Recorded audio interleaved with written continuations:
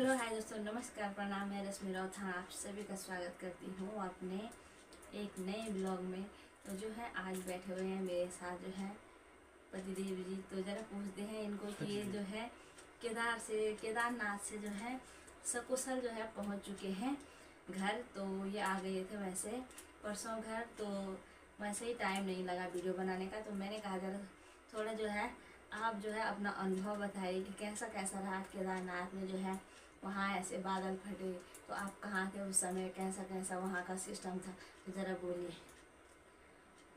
बाबा केदार की सबसे पहले बहुत बड़ी कृपा है कि हम उनके आशीर्वाद से अपने घर तक पहुँचे।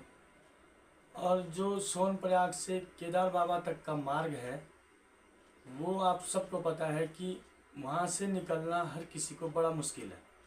और जो आपदा हमारी 31 तारीख को केदार धाम में आई, उस वक्त मैं था बड़ी लिंगचौली में, जो कि 5 किलोमीटर केदार बाबा से पीछे है।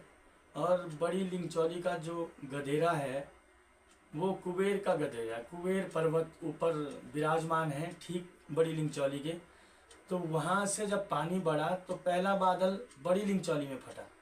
लेकिन हम सब लोग तैनात थे 7 बजे से, क्योंकि बारिश हुई थी 6:30 बजे शुरू। अब बारिश थी बहुत हटकर, मैंने पहली बार वैसी बारिश देखी केदार धाम में कि इतनी ज़बरदस्त बारिश थी। तो हम पहले से तैयार थे, हमने खाना पीना सब छोड़ दिया था। दोस्त लोग आटा गूंद रहे थे, लेकिन आटा सब्जी सब छोड़कर हम भाग चुके थे। लेकिन फिर भी लोग इधर उधर भी भागे जंगलों में।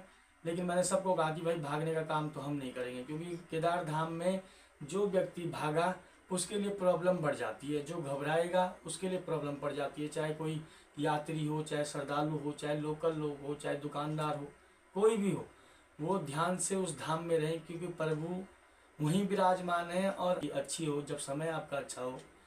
तो हम भागे नहीं, हमारे साथ के बहुत लोग भागे। और जब बादल फटा तो वो स्थिति कुछ और थी। और वो हमें ही पता है कि वो दिन क्या था और वो समय क्या था, क्योंकि हर आदमी को वो चीज़, वो फीलिंग मालूम नहीं होती है। जो लोग बाहर हैं, जो लोग वहाँ पे थे, उनको ज़रूर पता होगा कि डर और मौत से जब इंसान गुजरता है तो वो एक बार ज़रूर सोचता है कि यार मैंने जीवन में किया क्या, या मैं अच्छे काम कर रहा हूँ या बुरे काम कर रहा हूँ, और हमारा अंत कैसा है। तो मैं सबको यही कहना चाहूँगा कि इस वक्त केदार धाम में बहुत बड़ी आपदा आई है। और हमारे जितने भी सेना है, चाहे हमारे जवान हैं वहाँ पे लगे हुए, SDRF है, NDRF है, पुलिस प्रशासन है, सब लोगों ने बहुत बड़ी हेल्प की है। और मेरे साथ के काफ़ी लोग कल निकल गए थे। दूसरे दिन तीसरे दिन बड़ी लिंगचौली खाली होने लगी थी, और मैं दूसरे दिन ऊपर भी गया था रुद्रा बैंड तक, जो केदारनाथ के ठीक नीचे है 1 किलोमीटर। वहाँ तक भी बादल फटे हैं। रुद्रा बैंड के ऊपर एक भैरव गदरा से पहले एक गदेरा आता है, उस गदेरे में भी बहुत बड़ा नुकसान हुआ है। और जो समय था 8 सवा 8 बजे का, जब बादल फटे ये, और शायद अगर 2-2:30 बजे की बात होती तो शायद बहुत कुछ होता।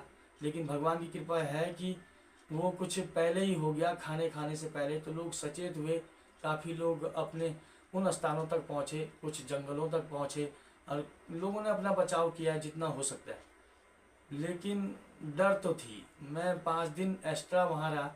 मैंने भी जितनी हेल्प हुई उतनी यात्रियों को की, पुलिस प्रशासन के साथ की, SDRF के साथ की। और मैं खुद घर आने के लिए तैयार था, लेकिन मेरा दिल सच में नहीं था, क्योंकि यात्री और श्रद्धालु इतने फंसे हुए थे और लोगों की आंखें नम थी और धड़कनें बढ़ी हुई थी। क्योंकि सच में केदार धाम जहाँ प्रभु की धरती है, प्रभु की भूमि है, जहाँ प्रभु विराजमान है, वो सच में हमारा नहीं है। लोग कहते हैं कि हमारा है, लोग कहते हैं कि हमारी ज़मीन है, लोग कहते हैं कि हमारा केदार है। प्रभु सबके हैं, चाहे जितने भी लोग हमारे इस धरती पर हैं, सबके लिए भगवान विराजमान है। तो वहाँ किसी का नहीं है। पर मैं यही कहना चाहता हूँ कि लोग कुछ गलतियाँ भी करते हैं उन धामों में जहाँ भगवान हम सबको बुलाते हैं। और कई करोड़ लोगों को, जिनके परिवारों को जीवन दान दे रखा है, जिनके रोजगार खोल रखे हैं, जिनके बच्चों को वहाँ से आगे बढ़ते हैं जो लोग, वो भगवान की कृपा है। तो हम लोगों को धाम में उस हिसाब से जाना चाहिए। मैं श्रद्धालुओं को भी यही कहना चाहूँगा कि मैंने इस वक्त जो केदार धाम की स्थिति देखी, मैं पहली बार केदार गया और मैंने केदार बाबा के हर रास्ते से एक एक चीज़ को ढूंढा है कि यहाँ कितनी गलतियाँ हो रही हैं और क्या क्या हो रही हैं। मैं नहीं कहूँगा, लेकिन आप लोग समझ जाना कि अगर आप प्रभु के मंदिर में जा रहे हो, प्रभु के शरणों में जा रहे हो, तो तन मन से जाइए।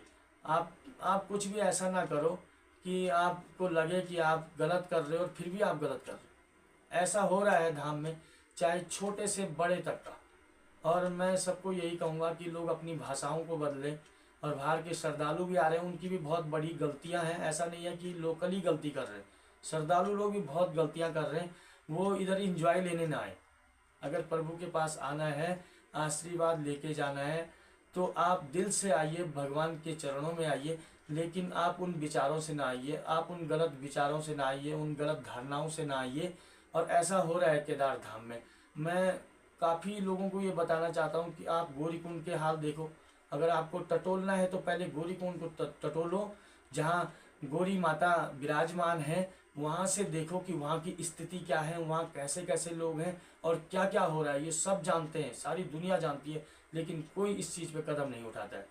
यात्री लोग परेशान होते हैं रास्तों में, घोड़े वाले हैं चाहे कोई भी है, क्योंकि रास्ता भी एक है और हर कोई परेशान रहता है। चढ़ाई ज़्यादा है, चाहे घोड़े वाला है उसको भी दिक्कतें होती हैं, उस पर भी गुस्सा रहता है। लेकिन अपनी भाषाओं को तो हमें चेंज करना पड़ेगा। हमें समझना पड़ेगा कि हम भगवान के दरबार में जा रहे हैं। और कुछ पूछना चाहेंगे आप? तो बस और क्या पूछूं। और एक ताऊ थे हमारे साथ जल संस्थान में, उनका एक फ़ोन था छोटा वाला, जिसपे आइडिया वोडाफोन का शायद सिम था। उसने हमारे मैसेज पहुंचाए घर तक, क्योंकि मैसेज नहीं आते, क्योंकि हम सब बड़े बड़े फ़ोन रखते हैं। और आप लोगों को पता है, जो जितनी छोटी चीज़ होती है वो बड़ा काम करती है। लेकिन एक कीपैड फ़ोन था जिसने हमारी हेल्प की बहुत बड़ी, और काफ़ी लोगों की। कोई श्रद्धालु थे, मैंने उनको भी वो फ़ोन दिया और उनके घरों तक बात करवाई। तो मैं यही कहना चाहूँगा कि आप हर व्यवस्था पर धामों में पहुँचो और अपना सचेत रहो कि आप धाम में आए हो तो धाम में उस हिसाब से काम करो या लोगों की हेल्प करो। तो ऐसा होना चाहिए। और बाकी भगवान बाबा की कृपा है कि लोग अपने घरों तक पहुँचे। और जिनके साथ कुछ कैजुअलिटी हुई है, भगवान उनकी आत्मा को भी शांति दे। वो है कि हम प्राकृतिक आपदा को नहीं समझ सकते और कब क्या हो सकता है, ये सब भगवान की देन है, ये आप सब जानते हो। बाकी तो हमें कर्म तो करने ही पड़ेंगे, अपने आप को बचाओ, हर कोई करता है। लेकिन केदार बाबा ने मेरे को 5 तारीख को घर पहुँचाया है हेली के द्वारा, और मैं जल संस्थान के साथ आया। मैं सबसे पीछे आया हूँ। आपका बड़ी लिंगचौली से लेकर छानी कैंप तक पूरा खाली हो चुका था, लेकिन मैं तब भी लोगों की मैंने हेल्प की है कि मैंने बोला यार अगर हम हैं तो ये हैं और ये हैं तो हम हैं, क्योंकि हम लोकल हैं। लोकल पहले भागेगा और यात्री वहीं छूट जाएंगे। तो कुछ कर्तव्य हमारे भी बनते हैं, हमें हेल्प करनी चाहिए। कहीं पे भी एक फोर्स या कोई भी प्रशासन ही डिपेंड नहीं रहता है, आप लोग भी मदद कर सकते हो किसी की भी। तो भगवान की कृपा से मैं घर पहुंचा हूँ। और घर पहुंचने का तो दिल नहीं था, क्योंकि जो जन्नत मैंने केदारनाथ में देखी और जो सुंदरता केदारनाथ की है, जो खुशबू केदारनाथ में है, जो पानी केदारनाथ में है, वो दुनिया के किसी भी कोने में नहीं है। मेरा दिल तो खुश था, लेकिन थोड़ा आपदा आई तब दुख हुआ। लेकिन आना मैं भी नहीं चाहता था घर, क्योंकि कुछ आनंद ही अलग है। बस यही कहना है। और बाकी सबको यही कहना है कि केदार धाम की यात्रा इस 1 महीने के बाद फिर खुलेगी, फिर लोग बाबा के दर्शन करेंगे, भगवान की कृपा रही तो। बाकी आप लोगों को पता है पहाड़ी एरिया है, उत्तराखंड है, और देवभूमि भी इस टूट फूट तो होती है, क्योंकि सावन का महीना, आपको पता है कि सावन का महीना हमारे पहाड़ों में बारिश लगातार अपने उस पे रहती है। तो इतना नुकसान तो होना ही था, लेकिन ज़्यादा नुकसान कुछ हुआ है। और अभी आप लोगों को पता है केदार धाम में काफ़ी लोग हैं। जब मैं आया था तब 700 कुछ लोग वहाँ पे थे, लेकिन कल परसों की थोड़ा सा हेल्प मिली है हेली की। और बाकी मौसम भी थोड़ा सा हेली की मदद नहीं कर पा रहा है, या हम लोगों की मदद नहीं कर पा रहा है। लेकिन जो लोग भी केदार धाम में हैं वो अपने आराम से रहें, क्योंकि GNVN की भी बहुत अच्छी व्यवस्था है, रहने के लिए है, आप लोगों के लिए खाने के लिए है, और प्रशासन भी आपके साथ है। तो आप घबराइए ना, आप भी अपने घर पहुँचेंगे ज़रूर। जितने भी श्रद्धालु अभी भी वहाँ पे हैं, सब लोग अपने घर पहुँचेंगे, ये केदार बाबा की कृपा रहेगी। और बाकी मिलते हैं फिर अगले ब्लॉग के साथ। इतना इन लोगों ने मुझसे पूछना था कि वहाँ पे क्या हुआ, लेकिन इनको मैं इतना ही बता सकता हूँ। बाकी फीलिंग तो आप जानते हो कि वहीं पे रहकर पता चलती है कि वो स्थिति क्या रही होगी और वो रात कैसी रही होगी, क्योंकि हम सोए नहीं। और बारिश करीबन 3 घंटे लगातार थी।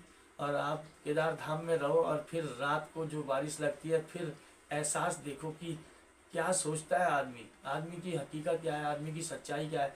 हम लोग इधर अपना जो भी है, हम अपने आप को बहुत कुछ समझते हैं, दूसरे की मदद नहीं करते हैं या दूसरे का मान सम्मान नहीं करते हैं, लेकिन बाबा की भूमि में जाकर देखना कि तुम्हारा वैल्यू क्या है, वो बाबा उधर बताएंगे तुम्हें। फिलहाल के लिए इतना ही, फिर मिलते हैं अगले ब्लॉग के साथ। Bye bye.